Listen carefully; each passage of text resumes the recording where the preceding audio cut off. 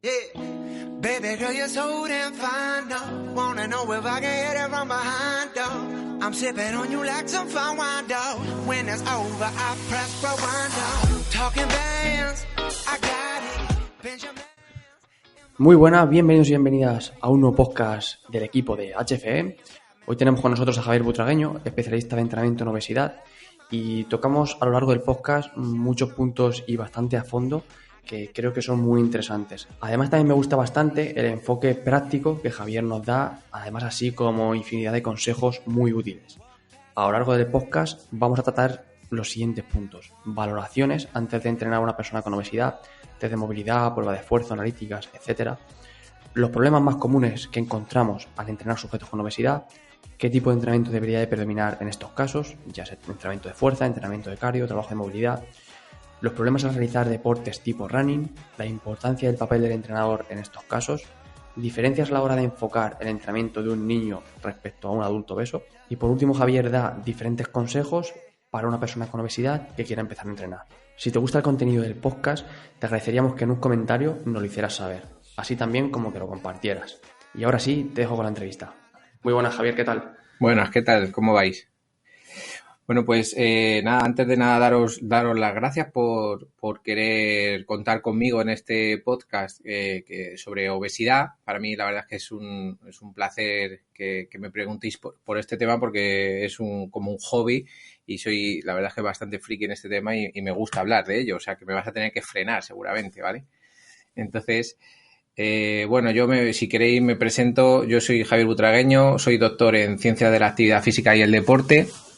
Y bueno, también siempre dentro de la parte cuando me preguntan, que no es una cosa que me suele gustar mucho hablar de uno mismo, ¿no? Pero bueno, siempre intento destacar también una parte que del currículum que me gusta, que es la parte de que soy profesor en educación física, es decir, maestro.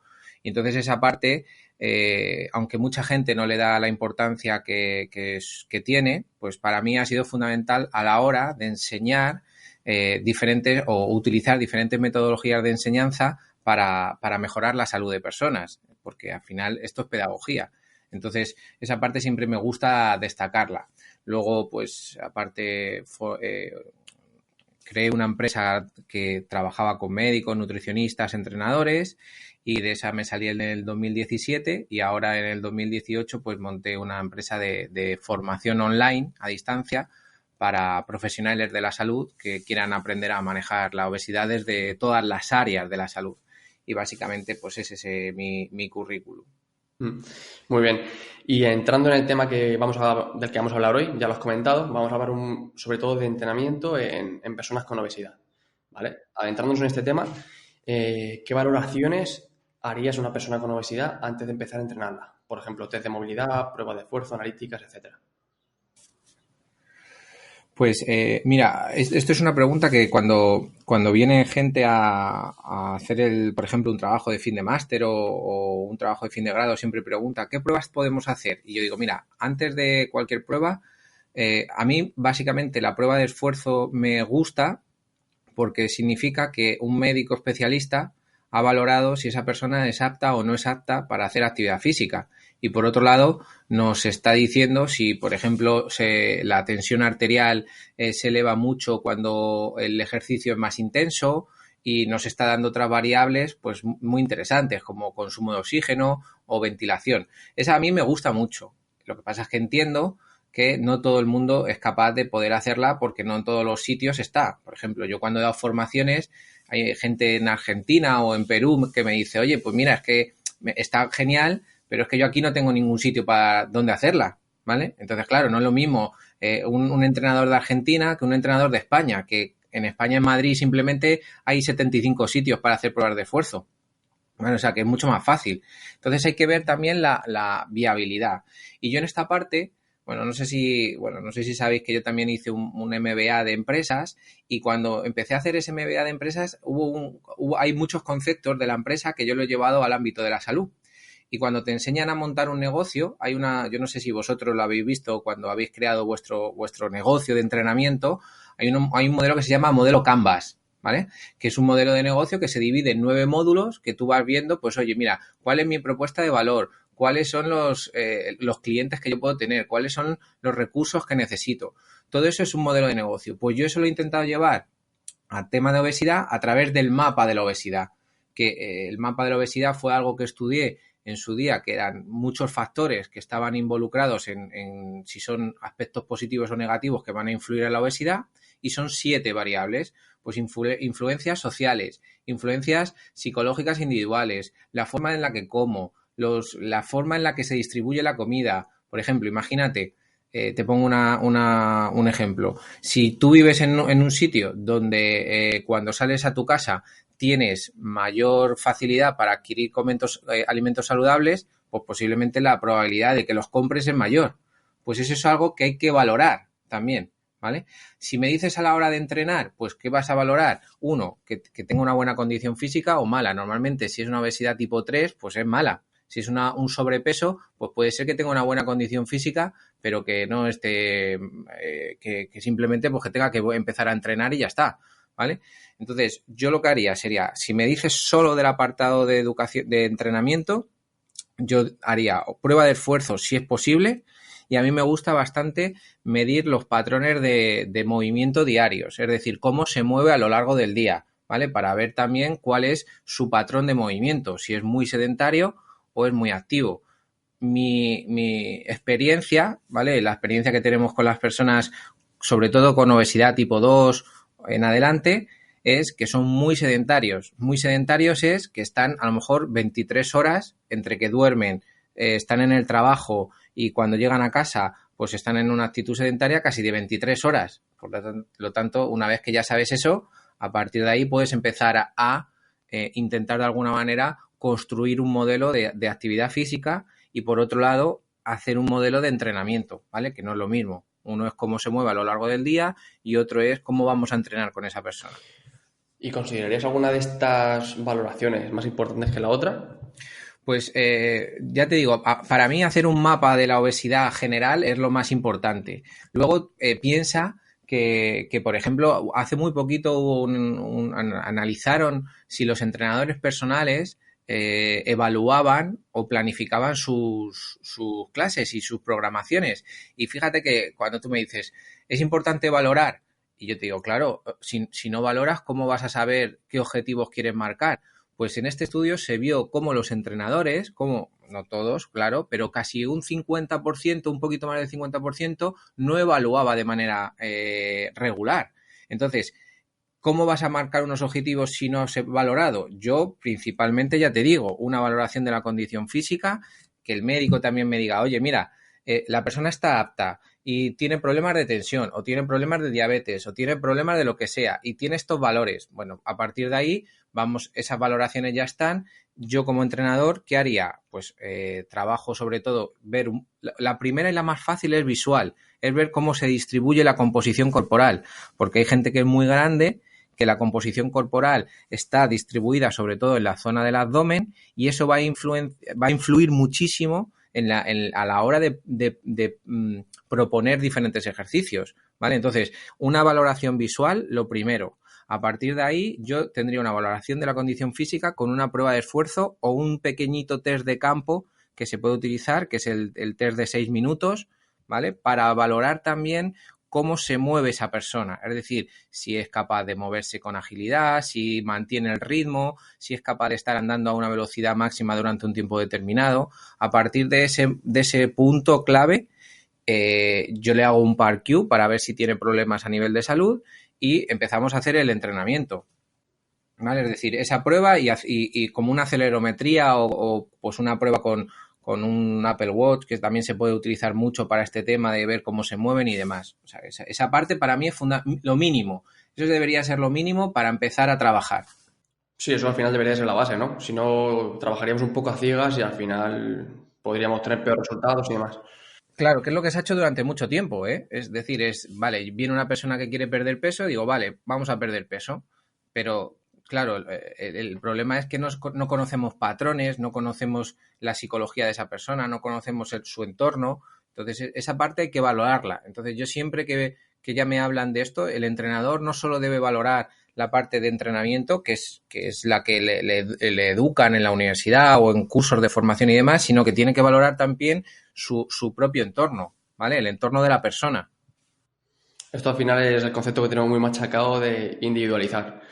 Algo que no se puede conseguir sin hacer una valoración a todos los niveles al final de esa persona.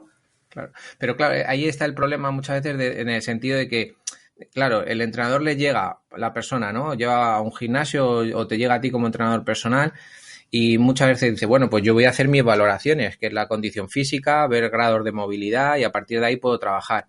Pero, ¿qué es lo que ocurre? Porque primero, si tiene problemas a nivel cardiovascular, a nivel bioquímico, el tema de composición corporal, cómo se distribuye, yo no lo sé. Imagínate que esto pasa mucho en mujeres, ¿vale? Que viene una persona que tiene, yo qué sé, 47 kilos de grasa y una masa libre de grasa de 37 kilos, ¿vale? Hay una relación ahí negativa entre la capacidad que va a poder desarrollar fuerza y la capacidad de movimiento que va a poder tener. Y cuando, por ejemplo, lo comparamos con otra persona con obesidad que tiene a lo mejor esos 47 kilos de grasa, pero tiene una masa libre de grasa, en este caso imagínate que es un hombre que tiene 68 kilos de masa libre de grasa. Su capacidad muscular ya de por sí, aunque a lo mejor es disfuncional, ya está más predispuesta para poder hacer algún tipo de ejercicio que la otra persona no, ¿vale? Entonces, eso tenemos que verlo, tenemos que medirlo de alguna manera. Uh-huh. Sí, incluso a nivel psicológico también creo que en estas personas la valoración es clave. Sí, o sea, nosotros, por ejemplo, trabajamos con dos psicólogos en concreto, con Santos y con Tatiana, que son especialistas en temas de pues, temas conductuales y trastorno de la conducta alimentaria, y ellos trabajan mucho sobre la gestión emocional, sobre la motivación y las creencias que son limitantes. ¿Vale? A partir de ahí, esa ayuda que nosotros tenemos de otros profesionales te ayuda a entender por qué muchas veces cuando, por ejemplo, uno de los factores que hay que controlar en el entrenamiento con una persona con obesidad es la adherencia, es que se adhieran al programa, ¿no? Y muchas veces, claro, para ellos es algo que el ejercicio no les ha gustado nunca, ¿no? O que han sufrido en algún momento algún problema con el ejercicio o el entrenamiento. En muchos casos, en otros no, pero en muchos casos sí. Entonces, eso si no lo sabemos, a lo mejor nosotros le empezamos a hacer pruebas, ¿vale? Imagínate, le empezamos a hacer test porque nos obsesionamos con los test y esa persona no sabemos que en el colegio, cuando le hacían test, se estaban riendo de él porque no conseguía hacerlos bien y entonces cada vez que le hacemos una valoración, esa persona se pone muy nerviosa, se bloquea, no le gusta y lo que va a hacer es que cada vez se va a ir separando más de ese modelo de adherencia que nosotros queremos, ¿vale? Entonces, fíjate que yo te digo, vale, evaluamos, sí, preguntando primero a la persona cómo está, conociendo al principio diferentes variables y luego vamos proponiendo poquito a poco, ¿vale? Poquito a poco. Sí, al final lo que buscas también pues, es la comodidad del paciente, no, como tú has dicho. Yo creo que es clave el saber si se va a sentir incómodo con ciertas pruebas, pues que te lo hagas saber antes de tener que realizarlas y forzarlo a que las haga. Para mí ese es uno de los grandes paradigmas del entrenador. Es decir, yo no sé si este podcast sobre todo lo oyen más entrenadores o nutricionistas, es intentar entender también a la persona. Es decir, creo que hemos puesto más foco en lo que para nosotros es más fácil que para lo que la persona le puede venir mejor muchas veces. Y yo creo que es al revés, es entender a la persona, escucharla, conocerla y a partir de ahí pues hacer propuestas, ¿vale? Propuestas de trabajo. Y entrándonos más ya en el tema del entrenamiento, ¿cuáles serían los problemas más comunes a la hora de entrenar a estas personas? Pues lo hemos dicho antes, fíjate que tenemos que partir de un punto en el que tenemos que entender que hay una persona que con sobrepeso, ¿vale? O sobrepeso tipo 1 o tipo 2, que puede ser, podemos ser cualquiera de nosotros que por algún motivo nos hemos abandonado un poco en nuestro momento o hemos tenido que ponernos a estudiar y enseguida nos recuperamos, ¿vale? Y hay otras personas que a lo mejor desde los 10 años, ¿vale? Desde los 10 años ya tenían una situación de obesidad de niño, obesidad infantil, y cuando han sido mayores, pues tienen ese mismo problema de obesidad de adulto. Entonces, cuando viene ese prototipo, ¿vale? Cuando viene ese estilo de una persona que lleva desde los 10 años, tenemos muchos más problemas a la hora de entrenar, ¿vale? Simplemente porque ya tenemos problemas a nivel metabólico, problemas posiblemente en producción de hormonas, ¿vale? Como puede ser la leptina y la grenina, ¿vale? Tenemos procesos inflamatorios que van a hacer que puedan aparecer dolor, ¿vale? Que pueda aparecer dolor durante el entrenamiento o una situación de malestar.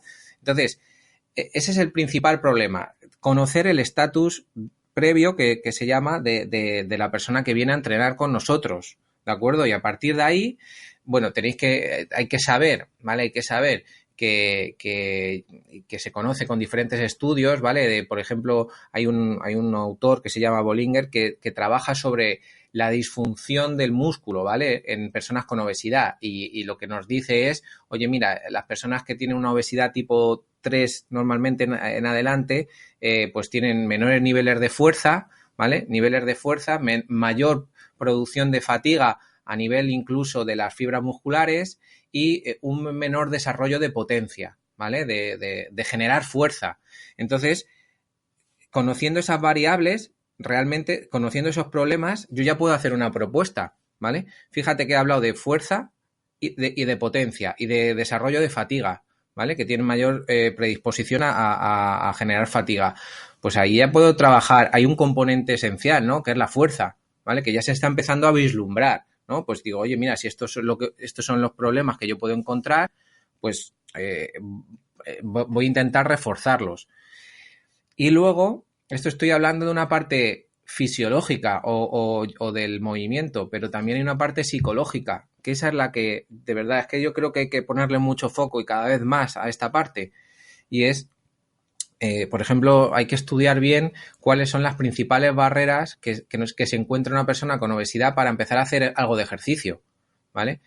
Esto suele ser que se sienten mal con su aspecto físico en muchas ocasiones, que piensan que otras personas le están juzgando, ¿vale? Que sienten vergüenza porque les están mirando cuando están entrenando.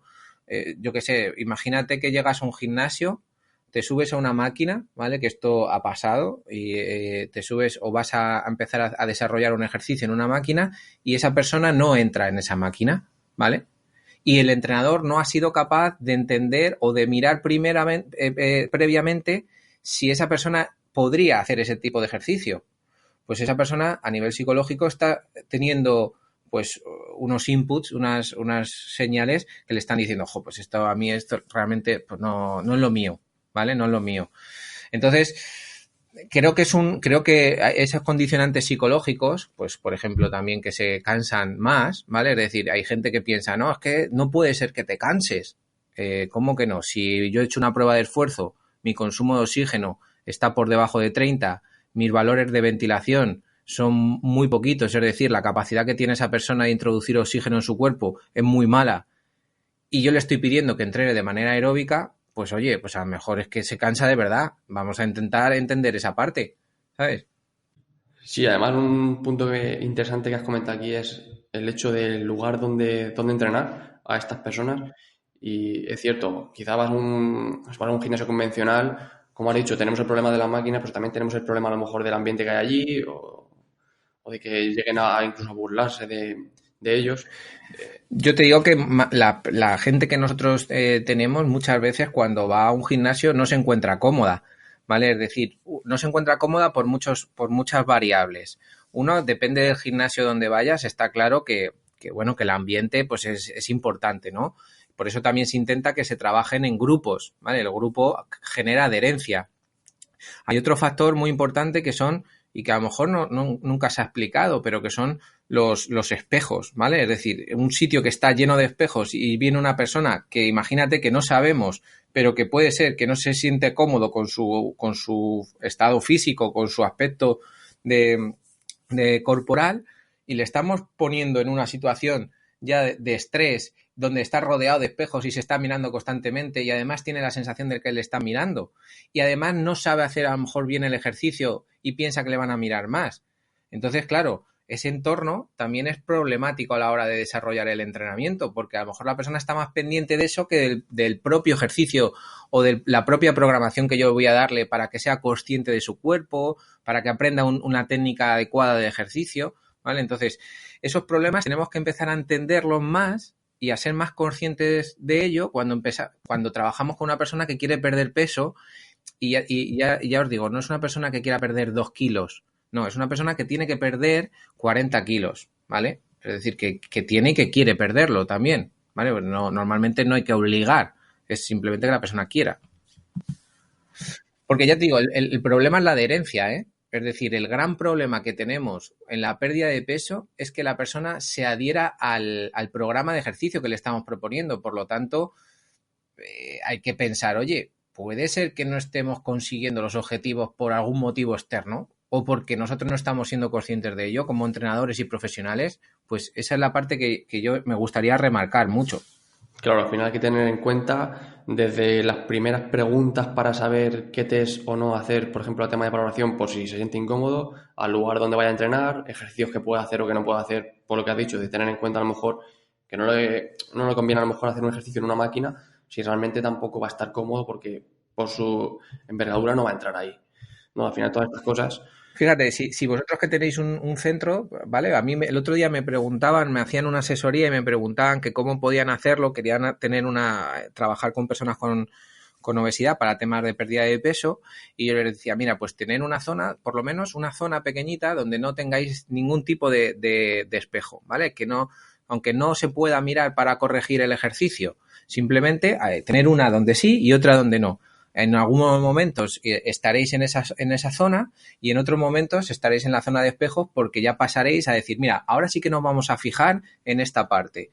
Pero en el otro lado, a lo mejor habéis estado haciendo los ejercicios previamente y quitáis ese foco de la imagen, ¿vale? Y ya esto también es individualizar. Es decir, esto no pasa en todas las personas, ¿eh? Es decir, esto pasa en algunas, pero en las personas que tienen ese conflicto, es importante gestionarlo. Y no significa que no les vayamos a hacer que se enfrenten a ello. No, es que tiene que haber una progresión.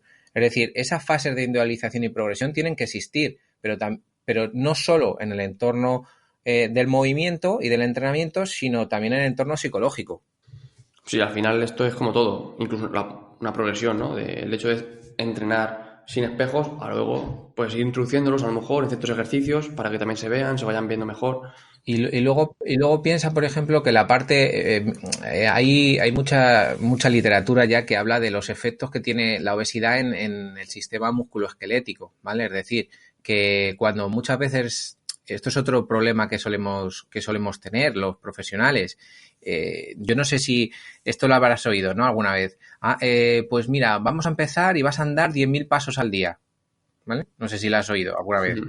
Sí. Es algo que además está calando muchísimo en la sociedad, ¿no? Que esto además empezó en el 2004 y gracias a las tecnologías pues hemos conseguido que la gente sepa que hay que hacer 10.000 pasos, ¿no?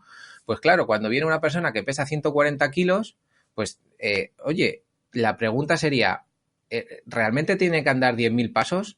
O la pregunta sería, oye, ¿cuántos pasos hace de momento? Voy a evaluar o voy a testar cuántos pasos hace esta persona a lo largo de una semana, por lo menos para saber por dónde empieza. Y nos damos cuenta que gente con obesidad tipo 2, 3 en adelante, pues están andando una media de 3.000, 3.500 pasos. Entonces, si yo les marco los 10.000 pasos de primeras, oye, primero, ya no estoy individualizando porque a todo el mundo le digo que 10.000.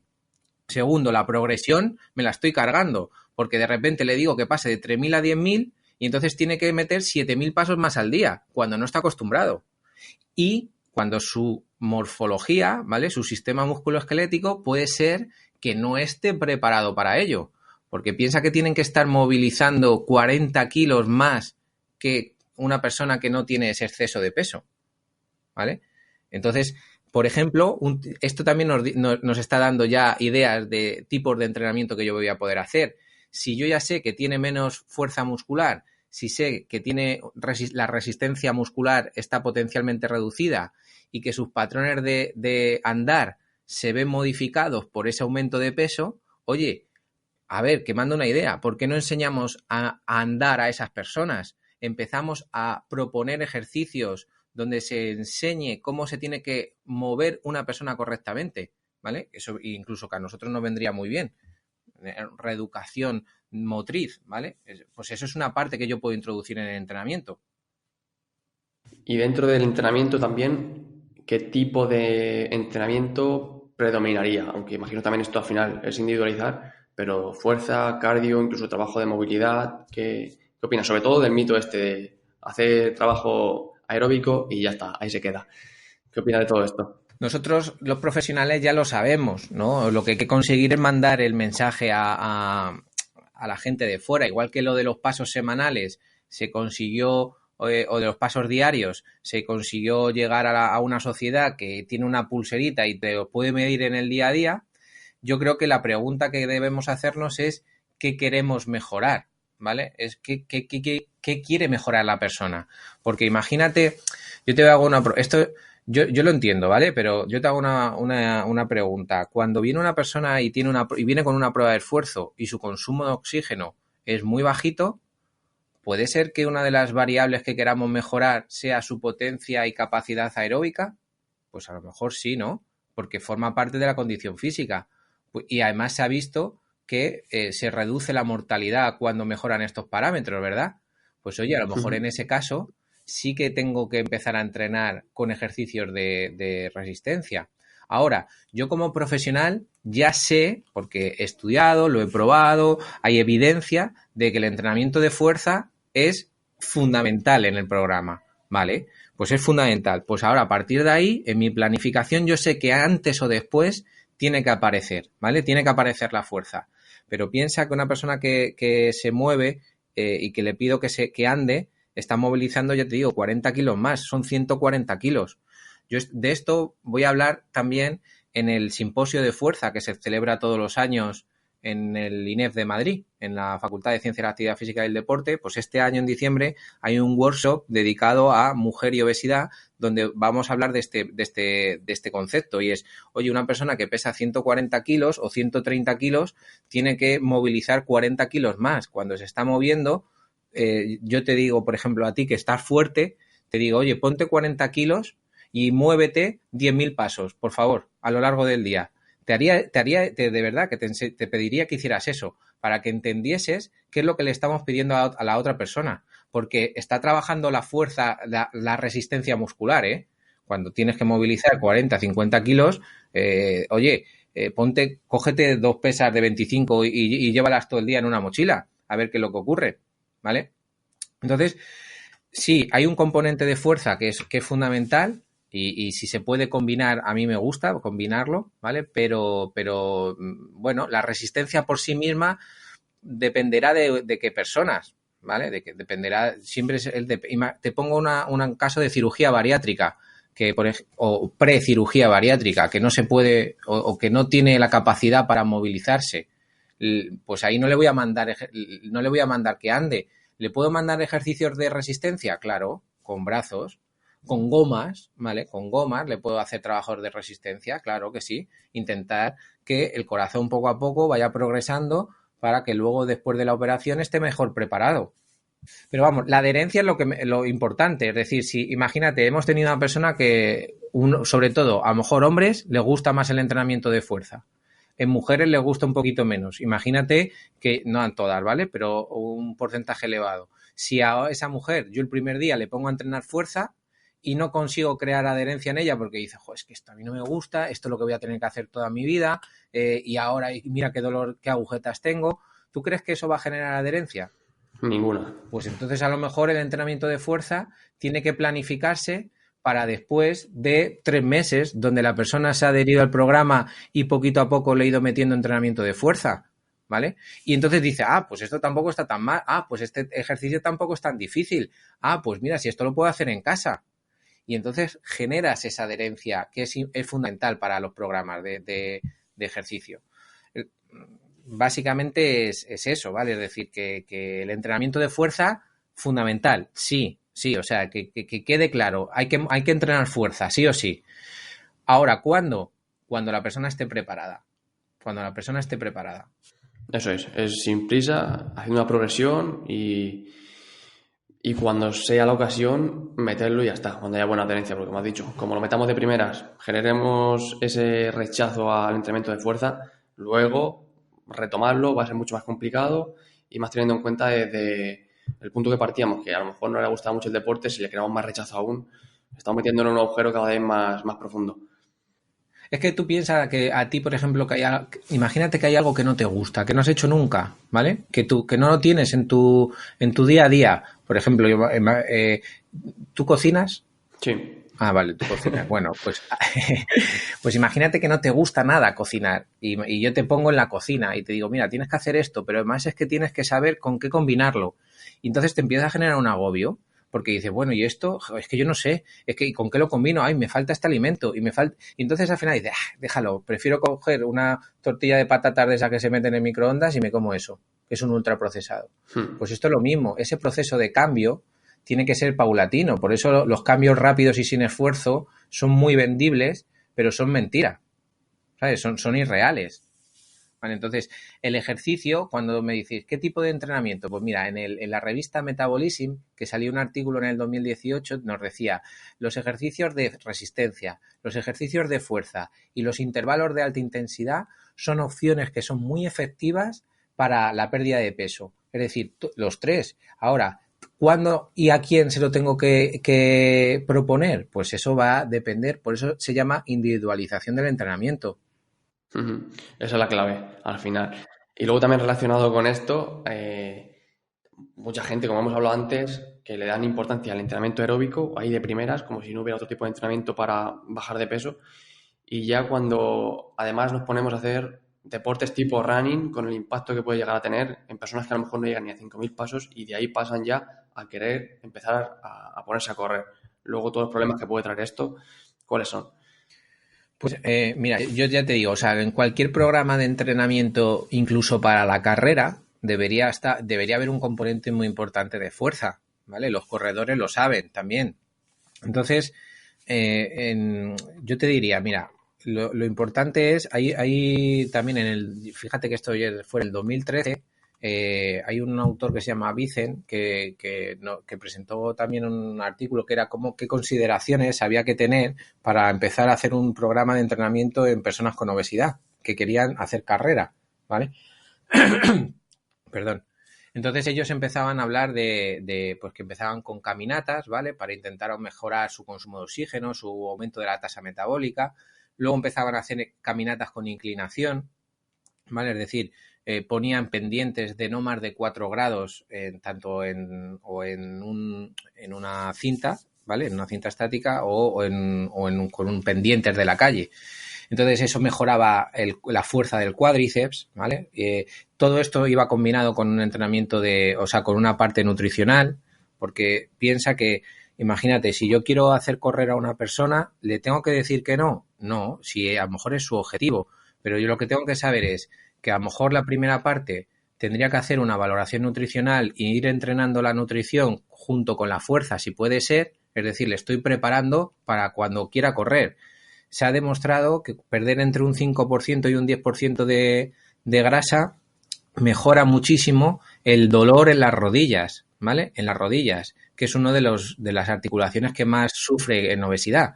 Entonces, si yo a través de la alimentación y el entrenamiento de fuerza estoy mejorando todas esas variables de dolor de la rodilla y encima le estoy preparando para que haga ese tipo de ejercicios de carrera, de movilización de toda esa masa muscular y masa grasa, pues oye, podría hacer un programa de ejercicio de carrera, pero previo tendría que haber intentado perder peso y ganar fuerza muscular, ¿vale? Entonces, sobre todo en la parte de las piernas, que además se ha visto muy buena correlación entre la masa grasa, la nutrición y el entrenamiento de fuerza con las piernas, ¿vale? En piernas, ¿vale? O sea que lo que tenemos que hacer es decirle, vale, mira, en la primera evaluación que tenemos con la persona le decimos, ¿tu objetivo es hacer una carrera? Vale, muy bien, vamos a intentarlo, pero para esto necesitamos este tiempo. La carrera no la puedes correr la semana que viene, ni dentro de 2 meses. A lo mejor tenemos que proponernos una carrera al año, ¿vale? Y a partir de ese año hacer una buena planificación, donde estamos introduciendo ya una nutrición y entrenamiento de fuerza al inicio, para que vaya perdiendo peso y vayamos ganando fuerza en el tren inferior y en el tronco, que van a ser los fundamentales para hacer la carrera, enseñarles patrones de movimiento para que hagan técnica de carrera adecuada y no se lesionen, y a partir de ahí hacer la propuesta de carrera que nos hacen diferentes autores, que ya están descritas. Es decir, que tampoco tenemos que inventarnos algo súper novedoso, ¿vale? Sí, podemos decir al final que el resumen sería: puedes correr, pero probablemente no vaya a ser ya, ni vaya a ser tampoco lo mejor, y si quieres, pues con una adaptación y un progreso podrás llegar a hacerlo. Claro, es que tú piensas que viene una persona de 130 kilos que quiere correr. Pues el problema que nos encontramos es que la gente, como estamos en un momento de supermotivación y del yo puedo, ¿vale? Pues, ¿qué es lo que ocurre? Que llega una persona, le deja a la novia o el novio y dice, pues me voy a hacer un maratón. Y dices tú, pero si pesas 120 kilos. Digo, ya, pero me voy a hacer el maratón porque es que me ha dejado mi novia. Y dice, pues te vas a reventar. ¿Y qué pasa? Que que lo hace y lo termina, ¿vale? Entonces, bueno, yo no sé si habéis visto, yo también os invito, ahora que empezará la temporada de carreras y demás, y a mí me encanta ir a la Maratón de Madrid, ¿vale? Y siempre que vas a la Maratón de Madrid, siempre si te esperas a lo último, o sea, vas tarde, no vas a ver a los primeros, quieres ver a los últimos, pues en los últimos siempre vas a ver gente con un peso de eso, de 120 kilos, tal, que se han corrido los 42 kilómetros o los 21, o la media maratón. Y dices, pues terminarlo ha terminado. Ahora, ¿qué repercusiones va a tener eso? ¿No? La pregunta que habría que tener, ¿qué repercusiones tiene? Entonces, hay que educar también a la persona. Nosotros como entrenadores tenemos que educarles, tenemos que hacerles propuestas, tenemos que conseguir que los objetivos sean coherentes, por así decirlo. ¿Vale? Entonces, pues posiblemente lo podrán terminar ahora a nivel cardíaco, a nivel muscular, a nivel de daño pues hepático, de diferentes tipos de fisiología, pues eso va a tener repercusiones. O sea, las va a tener, seguro. A largo plazo las tendrá. Vale, entonces hay que enseñar y educar a la gente. Y al final también, aunque hemos comentado también diferentes puntos sobre esto, pero ¿qué importancia tiene el papel del entrenador dentro de estos casos de entrenamiento en gente con obesidad? Pues mira, para mí tiene un papel, esto lo he hablado muchas veces con amigos médicos y psicólogos y demás, que para mí es un papel fundamental, porque lo que entiendo es que la figura del entrenador es una figura que el médico muchas veces les tiene miedo, ¿vale? Por algún motivo, no sé por qué, y no a todo el mundo, claro, pero le tienen con muchísimo respeto. Entonces, cualquier cosa que diga el médico, eso va a misa, ¿vale? Con el nutricionista es como, ¡buah! Este me va a quitar cosas, es la sensación, ¿no? El psicólogo es como, pero si yo no estoy loco, ¿vale? Y el entrenador es, ¡buah! Este me va a cansar, pero es majo. Normalmente este estoy a gusto. Entonces, en ese estoy a gusto, el entrenador tiene que ser consecuente con muchas cosas.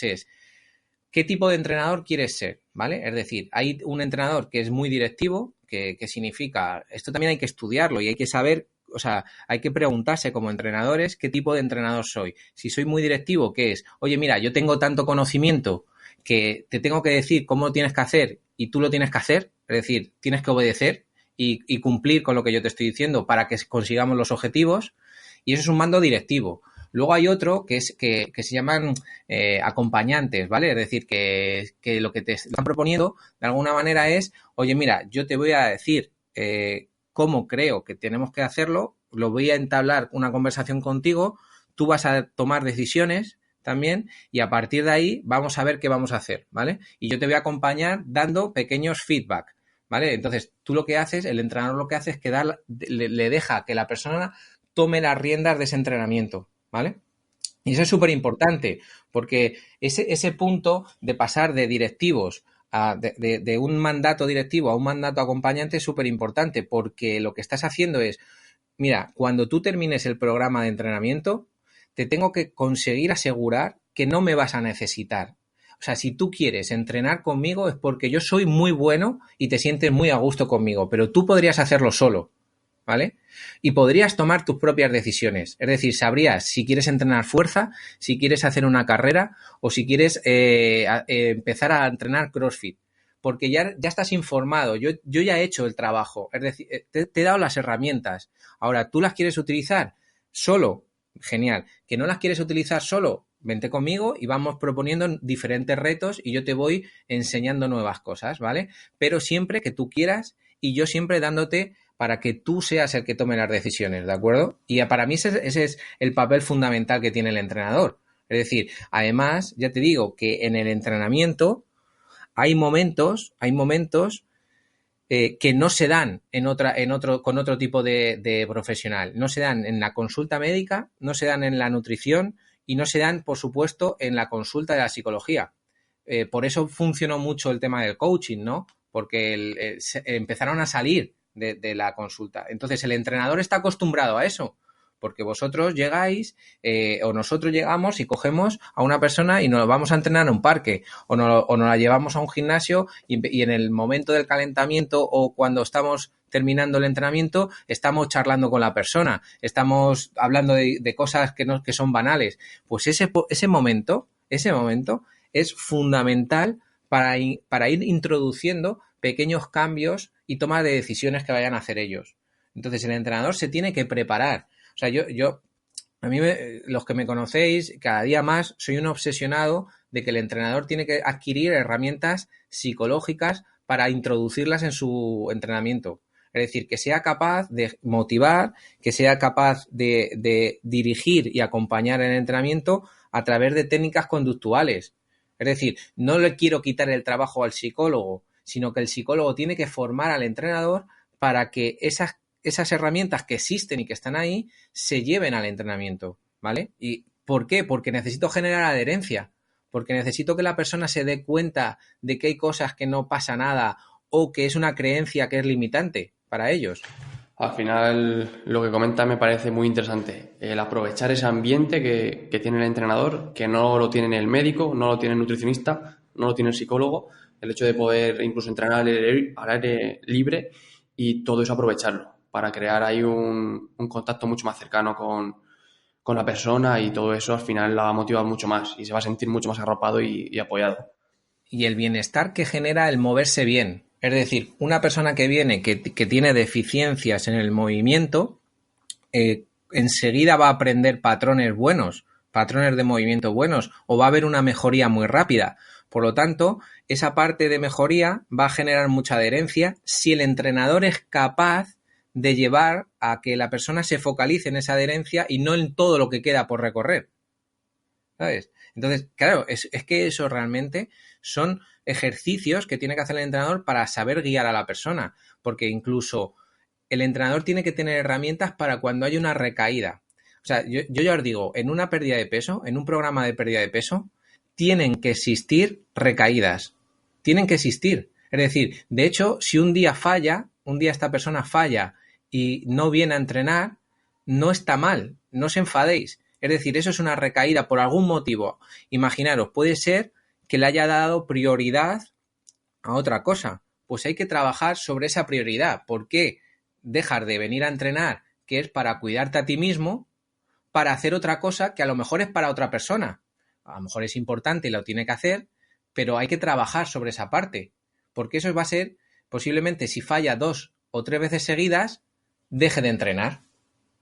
Pero es porque no hemos sabido trabajar sobre ese estímulo, el entrenador, y no le ha dado, o no le ha dado suficiente importancia, o por el contrario, le ha dado mucha y dice, joder, es que no quiere venir conmigo, es que es muy vago, es que no, vago no, es que muchas veces pensamos que son como nosotros. Te voy a decir el motivo. Hay un estudio psicológico, hay un estudio de psicología que habla sobre la gente que le gusta entrenar, ¿vale?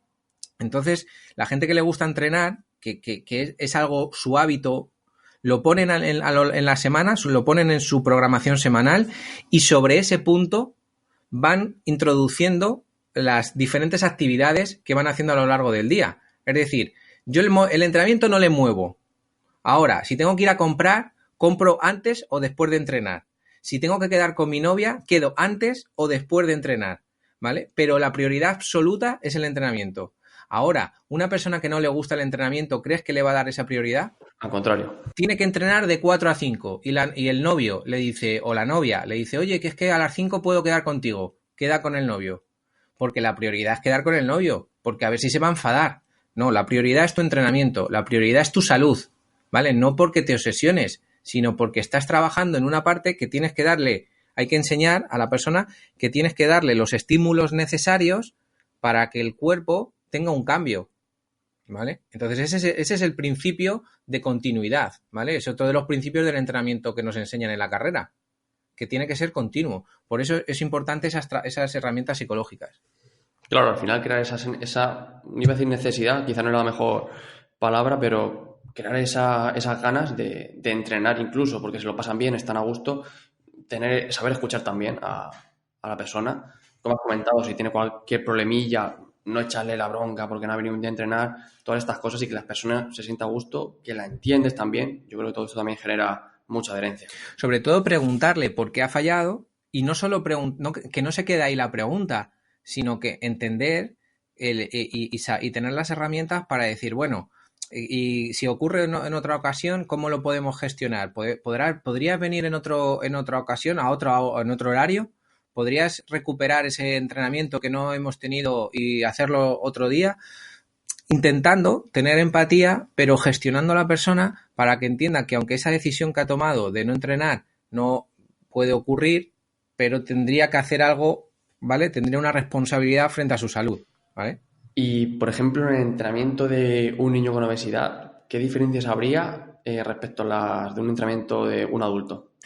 Pues nos vamos a la pedagogía, ya sé, como he dicho antes, y de lo que me siento súper orgulloso es de ser profesor de educación física, ¿no? De haber estudiado la carrera de magisterio, porque te das cuenta que realmente lo que tiene que hacer el niño muchas veces viene condicionado por cómo son, por los padres, ¿no? Porque el padre le tiene que dar también las herramientas para poder moverse.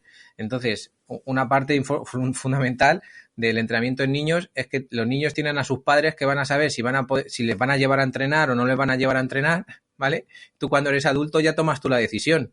Entonces, posiblemente esa es la variable más importante, que el padre sea consciente de que el niño tiene que moverse y hacer algún tipo de actividad física.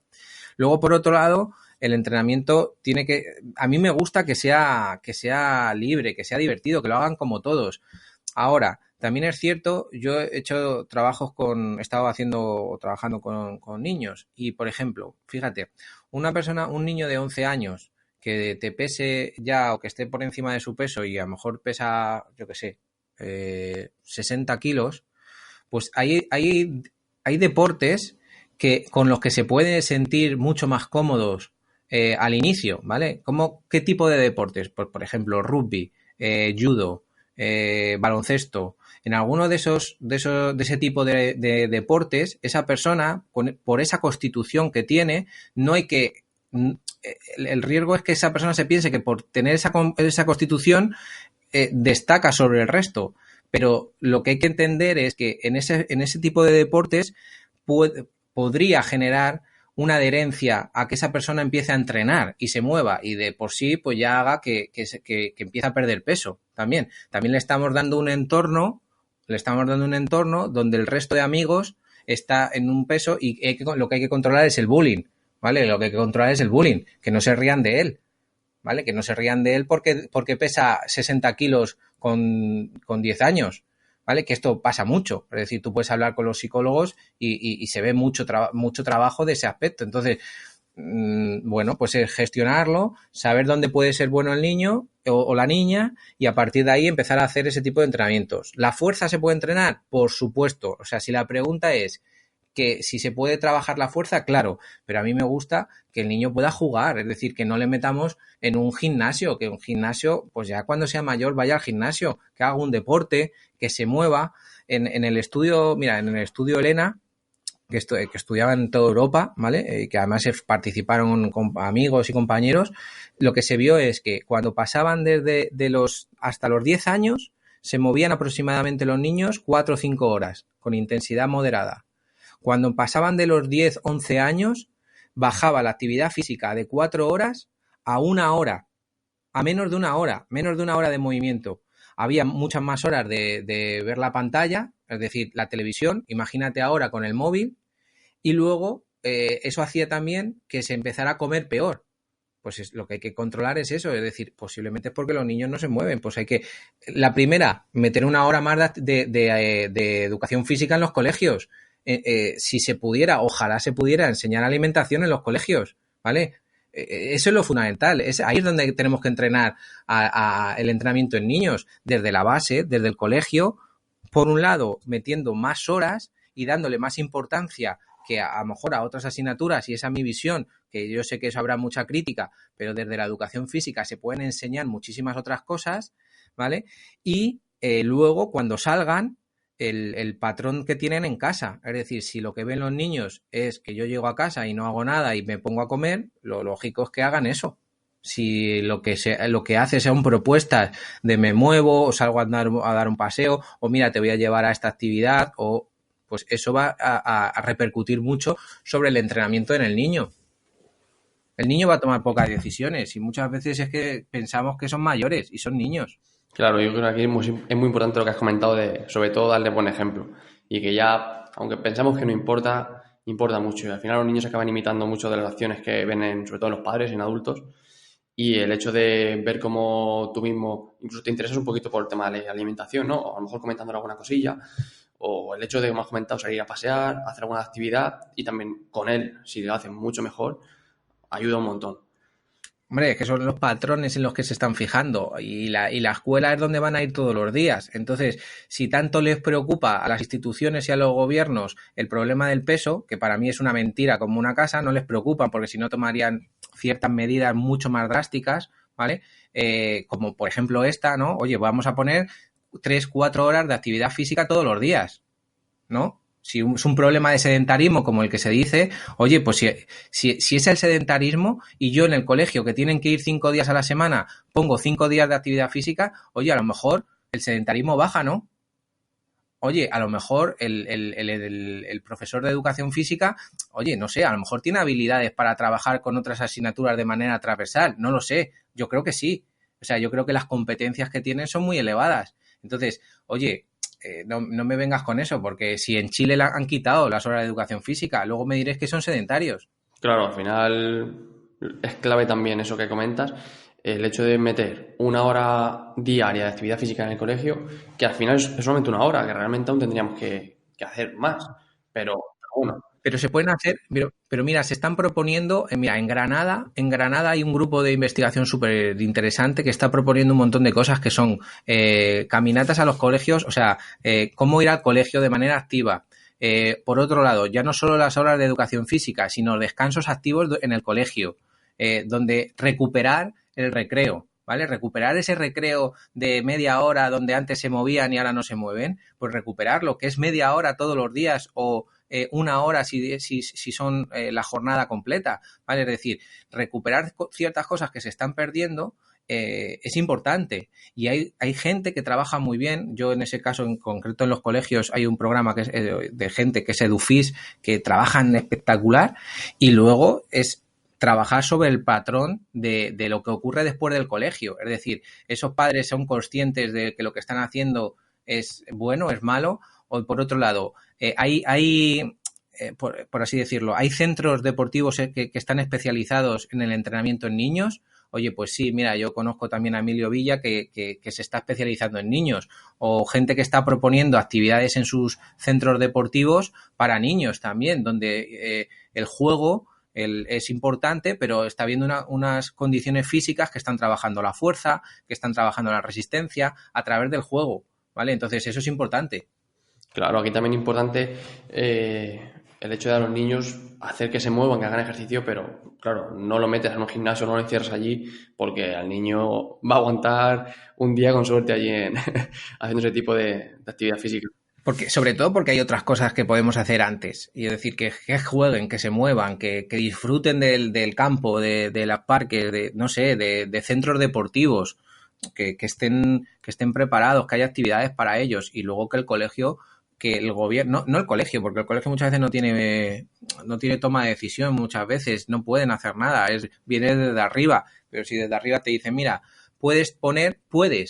Imagínate que dices, os doy la posibilidad de poner 5 días a la semana 1 hora de actividad física. Pues oye, el que quiera que lo ponga y el que no, no. Y entonces yo como padre tomaré la decisión de si quiero llevarle a un colegio donde se haga 5 días de actividad física o no. Pero por lo menos que tenga la opción. Y pasando al punto, bueno, también punto importante aquí, lo único si quieres tocamos un poco por encima lo que crea más importante, es la importancia de la alimentación acorde con los objetivos para obtener resultados. Pues a ver, para mí la alimentación es clave, ¿no? Pues que, de hecho, bueno, para mí clave sería que al dietista nutricionista estuviera primero dentro ya de los hospitales y dentro de los colegios, ¿vale? Enseñando cómo se tiene que comer, enseñando cuáles son los alimentos buenos y cuáles son los malos, ¿no? Eso es lo fundamental. ¿Por qué? Porque luego está claro que la obesidad es una suma de muchos factores, pero está claro que uno de ellos es que nos estamos moviendo menos, otro es que hay mucha comida industrial que es muy accesible, es decir, fíjate, a mí me llegó el otro día un correo de una empresa de transporte, ¿vale? De estos de taxis, ¿no? No sé, porque no sé si, no voy a dar el nombre porque no sé si se puede, pero que te lleva ya comida, ¿vale? Ya te lleva comida a casa.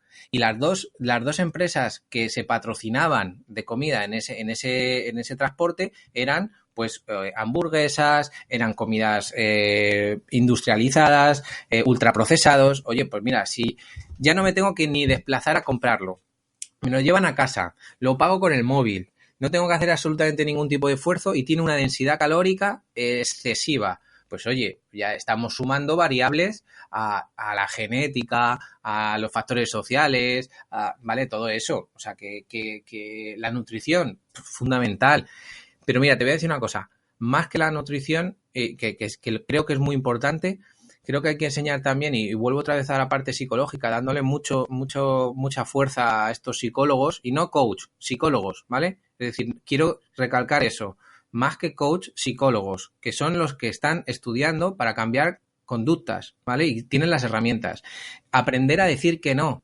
Es decir, aprender a decir que no, ¿tú sabes lo difícil que es?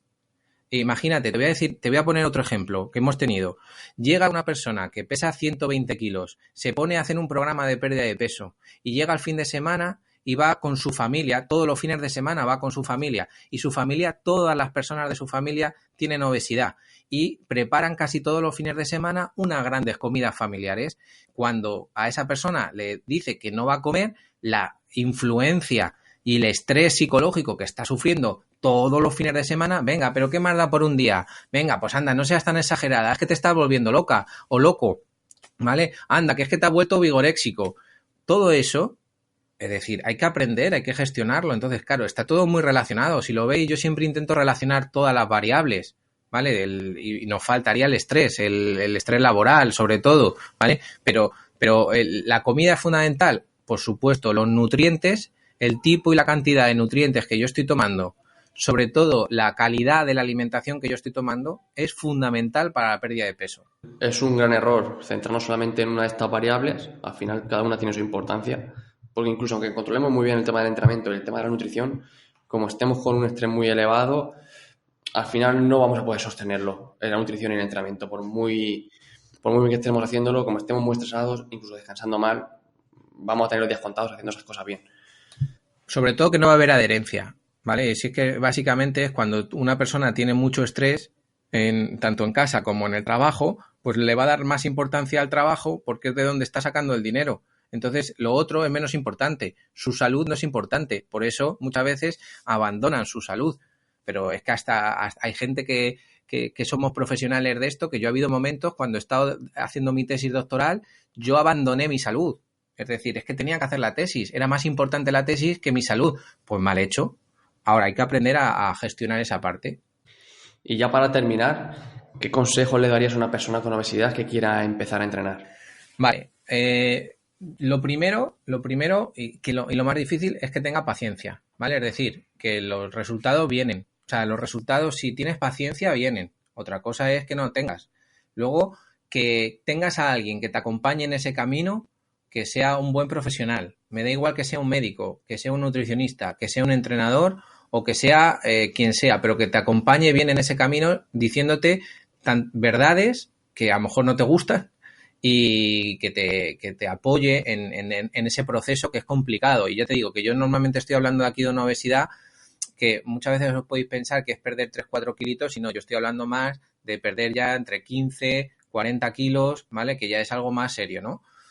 Eso es lo primero. que tenga paciencia. Luego, una cosa que a mí me gusta mucho y que yo creo que ha funcionado muy bien es que escriba una hoja por las dos caras, ¿vale? Donde se pregunte varias cosas, ¿vale? Donde se pregunte cuál es su foco, por qué empieza, qué le está motivando o qué quiere, ¿vale? Y que todo eso sea como que sea una carta que sean como los valores y los principios por los que ha empezado a desarrollar ese programa de pérdida de peso. Y que siempre que si por algún motivo decae, que coja esa carta y vuelva a releerla, ¿vale? Que vuelva a releerla, porque esos son los principios que le han hecho moverse, ¿vale? Es decir, esa es su motivación y la motivación la van a perder en el camino muchas veces, entonces tienen que recuperarla. Y una vez que yo ya tengo eso es lo primero, esa carta, ¿vale? Donde donde yo tengo claro lo que quiero. Ahora, los objetivos que sean realistas, ¿sabes? O sea, es decir, que yo no puedo pedir, oye, quiero perder 40 kilos en 10 días. Ya, es que ¿sabes qué pasa? Que he visto un anuncio que tomándome las bayas de no sé qué me hace perder 30 kilos. Pues, oye, mira, en ese caso yo no te puedo ayudar. Yo te puedo ayudar de otra manera, ¿vale? El profesional también tiene que aprender a decir que no, ¿vale? Y luego, yo siempre digo que hay una parte que a mí me gusta mucho, que es que tienen que ser, o sea, si os dedicáis a esto, tenéis que conseguir que la persona entienda que es un proceso de autoconocimiento, donde va a pasar momentos críticos.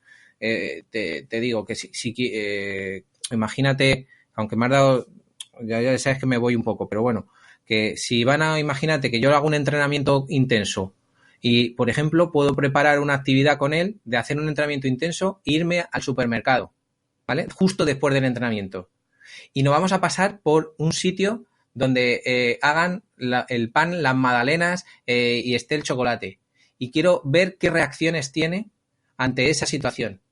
Y él tiene que aprender a conocerse, a saber que cuando va en una situación con un estrés en concreto, el estímulo que va a querer el cuerpo es, oye, come, oye, compra esto, que eso te va a saciar, que eso te va a alegrar el día, oye, que te va a tal. Y eso hay que aprender a tenerlo claro desde el principio, el concepto de generar un estrés controlado. Generar un estrés controlado. Eso sería muy importante porque ese estrés, cuando terminen el programa de entrenamiento contigo, que eres un profesional, lo van a tener luego fuera ellos, sin nadie. Sin nadie, van a estar solos. Y entonces tienen que aprender a decir que no. Tienen que aprender a saber que cuando tienen hambre, puede ser un hambre emocional o puede ser que tengan que saber que hoy han tenido un trabajo muy, muy intenso, mentalmente están muy cansados, pero que el entrenamiento les va a producir una sensación de bienestar. Entonces eso es autoconocimiento, ¿vale? Entonces eso es, aunque me he liado un poquillo, pero es que es muy importante como consejo, ¿vale? Y luego, pues, quitar una idea de que para perder peso tienes que comer menos, es mentira. Eso es mentira. No hay que comer menos, hay que comer mejor, ¿vale? Hay que comer mejor. Cantidades y calidades. Y luego, otra cosa es, no se trata de moverse mucho, es moverse mejor, ¿vale? Es moverse mejor. Es decir, si paso 24 horas sedentario, si paso 23 horas sedentario, que es lo que nosotros hemos visto que ocurre con personas con obesidad, oye, pues a lo mejor puede ser que sea genético, pero oye, ¿por qué no le ponemos un 5% a cambiar, a movernos un poquito más y en vez de estar 23 horas nos movemos un poquito más y estamos 20 horas sedentario? Y luego le unimos un porcentaje pequeñito también de comer un poquito con mejor calidad y con menos cantidades. Oye, y a ver qué pasa. Oye, y mira, y a ver si aprendo a decir que no a mi familia y que si se enfadan no pasa nada porque yo tengo el objetivo claro y la motivación clara. Pues esos son mis consejos. Me parecen unos consejos muy, muy buenos. Muchas gracias por compartirlos con todos nosotros. Y no sé si para comentar, para terminar, ¿quieres comentar alguna cosilla más? ¿Algún punto a destacar o lo que quieras? Pues mira, sí, nada, simplemente daros las gracias a vosotros por darme la oportunidad de hablar en este podcast sobre algo que me apasiona, que sabéis que yo formo a gente en general de habla hispana, que podéis, pues me imagino que tendréis ahí los enlaces en algún momento, en algún sitio, ¿vale? Si lo ponéis en un blog o lo ponéis en algún sitio, o ponéis Javier Butragueño, y que si os puedo ver en el Simposio Internacional de Fuerza en diciembre, pues que seguiremos hablando de algo que parece complicado, pero que si lo hacemos fácil, posiblemente conseguiremos que la gente lo haga en mayor medida. Perfecto, Javier, pues dejaremos más información sobre todo esto en la descripción del podcast, ya sea notas o enlaces al respecto para que la gente lo pueda tener más accesible. Y nada, volver a darte las gracias por compartir tu pasión sobre este tema con nosotros y estás invitado a volver cuando quieras. Muchas gracias a vosotros. Un abrazo. Chao.